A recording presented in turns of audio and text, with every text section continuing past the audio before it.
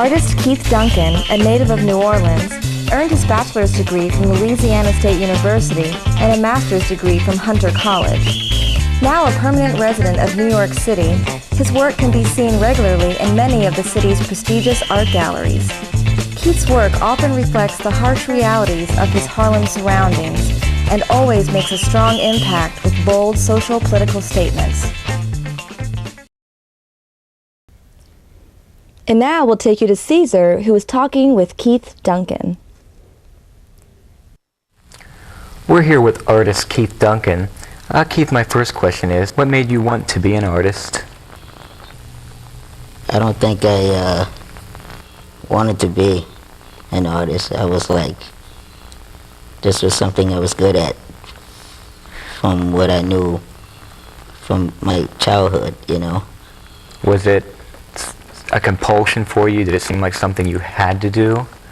Definitely, because as a child, you know, we all try to find out what we want to do in life and what we want to be, and naturally, art was it was what I was good at.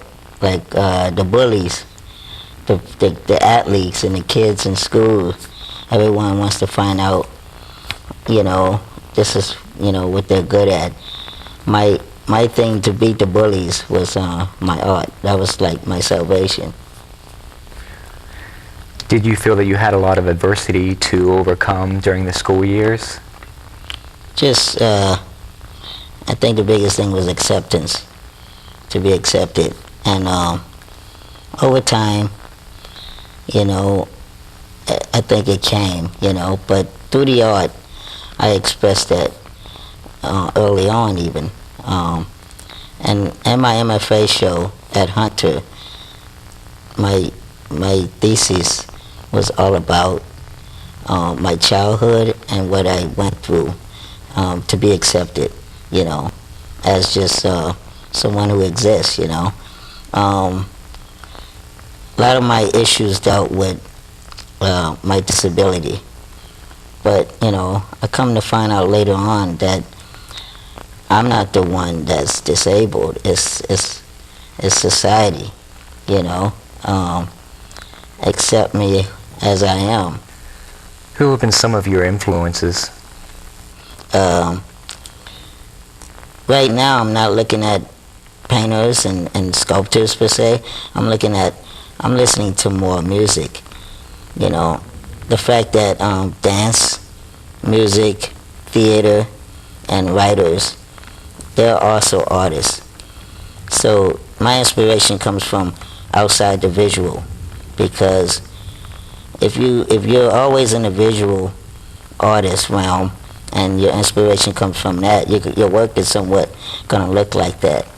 So I want to look outside of the visual, and my inspiration comes from music and the other art forms. Is there any genre or style that your work fits into? What I fit into, I think, is outside artists, outside art. There's a such thing that's called that, and they're dealing with images that are not so, you know, conventional and traditional.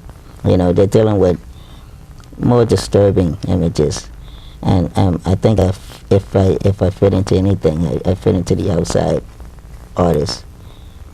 I know that you're also a teacher. What does teaching mean to you? Teaching kids is very rewarding.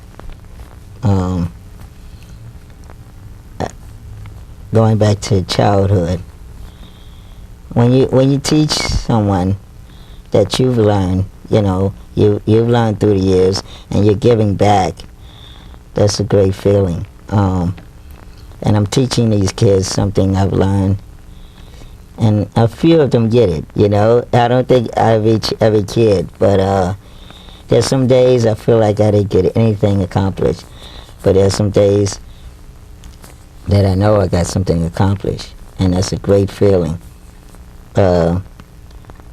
Yeah, I want to try and continue doing this, you know. And also I look at my work. because it goes hand in hand. You see kids work, it's so raw, it's so innocent, and it has its own power too. And then you go back and you look at your work and you go, wow, how can I match this? You know, these are kids, but it's the innocence in it, and that's what I get out of it. They feed me as I'm giving them something. There's a great exchange going on. Thanks a lot for joining us tonight, Keith. Now we're going to take a look at some of Keith's work. The American Spectacle dealt with the media, and that was mainly my comment on the entire 90s, the 1990s, which I felt like the media has played a big part in this decade alone. This particular piece is called Prey of the Paparazzi. This particular piece dealt with celebrities being preyed on by the paparazzi, and all the cameras they're like alive. Dreamers and seekers, being online and wanting to become a star.